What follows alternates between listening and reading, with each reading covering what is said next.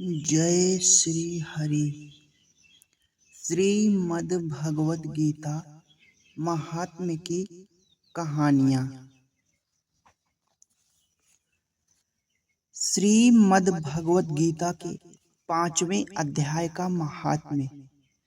श्री भगवान कहते हैं, देवी सब लोगों द्वारा सम्मानित 5वें अध्याय का महात्म्य संक्षेप से बतलाता हूँ, सावधान होकर सुनो। मध्य देश में पुरकुत्सपुर नामक एक नगर है। उसमें पिंगल नामक एक ब्राह्मण रहता था। वह वेद पाठी ब्राह्मणों के विख्यात वंश में, जो सर्वथा निष्कलंक था, उत्पन्न हुआ था, किंतु अपने कुल के लिए उचित वेद शास्त्रों के स्वाध्याय को छोड़कर ढोल आदि बजाते हुए उसने नाच गान में मन लगाया। गीत नृत्य और बाजा बजाने की कला में परिश्रम करके पिंगल ने बड़ी प्रसिद्धि प्राप्त कर ली और उसी से उसका राजभवन में भी प्रवेश हुआ। अब वह राजा के साथ रहने लगा और पराई स्त्रियों को बुला बुलाकर उनका उपभोग करने लगा। स्त्रियों के सिवा और कहीं उसका मन नहीं लगता था। धीरे धीरे अभिमान बढ़ जाने से उच्छृंखल होकर वह एकांत में राजा से दूसरों के दोष बतलाने लगा। पिंगल की एक स्त्री थी जिसका नाम था अरुणा। वह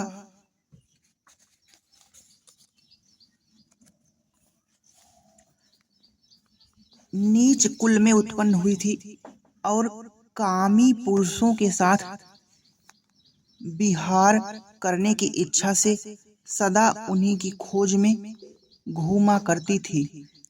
उसने पति को अपने मार्ग का कंटक समझकर एक दिन आधी रात में घर के भीतर ही उसका सिर काटकर मार डाला और उसकी लाश को जमीन में गाड़ दिया। इस प्रकार प्राणों से वियुक्त होने पर वह यमलोक में पहुंचा और भीषण नरकों का उपभोग करके निर्जन वन में गिद्ध हुआ। अरुणा भी भगंदर रोग से अपने सुंदर शरीर को त्याग कर घोर नरक भोगने के पश्चात उसी वन में सुखी हुई। एक दिन वह दाना चुगने की इच्छा से इधर उधर फुदक रही थी।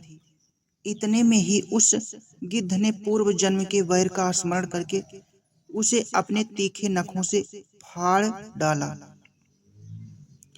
सुकी घायल होकर पानी से भरी हुई मनुष्य की खोपड़ी में गिरी।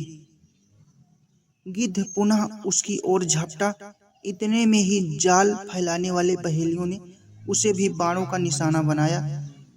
उसकी पूर्व जन्म की पत्नी सुकी उस खोपड़ी के जल में डूबकर प्राण त्याग चुकी थी।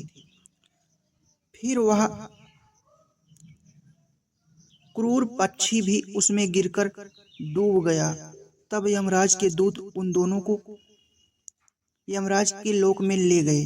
वहां अपने पूर्वकृत पाप कर्म को याद करके वे दोनों ही भयभीत हो रहे थे। तदंतर यमराज ने जब उनके घृणित कर्मों पर दृष्टिपात किया, तब उन्हें मालूम हुआ कि मृत्यु के समय अकस्मात खोपड़ी के जल में स्नान करने से इन दोनों का पाप नष्ट हो चुका है। तब उन्होंने उन दोनों को मनोवांछित लोक में जाने की आज्ञा दी। यह सुनकर अपने पाप को याद करते हुए उन दोनों बड़े विस्मय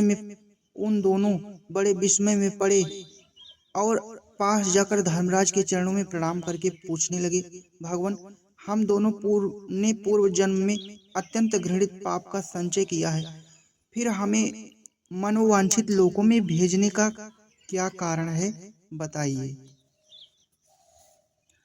यमराज ने कहा, गंगा के किनारे वट नामक एक उत्तम ब्रह्मज्ञानी रहते थे।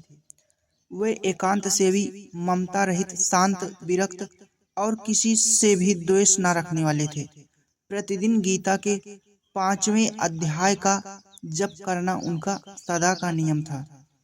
5वें अध्याय को श्रवण कर लेने पर महापापी पुरुष भी सनातन ब्रह्म का ज्ञान प्राप्त कर लेता है। उसी पुण्य के प्रभाव से शुद्ध चित्त होकर उन्होंने अपने शरीर का परित्याग किया था। गीता के पाठ से जिनका शरीर निर्मल हो गया था, जो आत्मज्ञान प्राप्त कर चुके थे, उन्हीं महात्मा की खोपड़ी का जल पाकर तुम दोनों पवित्र हो गए हो। अतः अब तुम दोनों मनोवांछित लोकों को जाओ, क्योंकि गीता के 5वें अध्याय के महात्म्य से तुम दोनों शुद्ध हो गए हो। श्री भगवान कहते हैं, सबके प्रति समान भाव रखने वाले धर्मराज के द्वारा इस प्रकार समझाए जाने पर वे दोनों बहुत प्रसन्न हुए और विमान पर बैठकर वैकुंठ धाम को चले गए। जय श्री हरि, जय माता लक्ष्मी, जय श्री हरि, जय श्री हरि, जय माता लक्ष्मी, जय श्री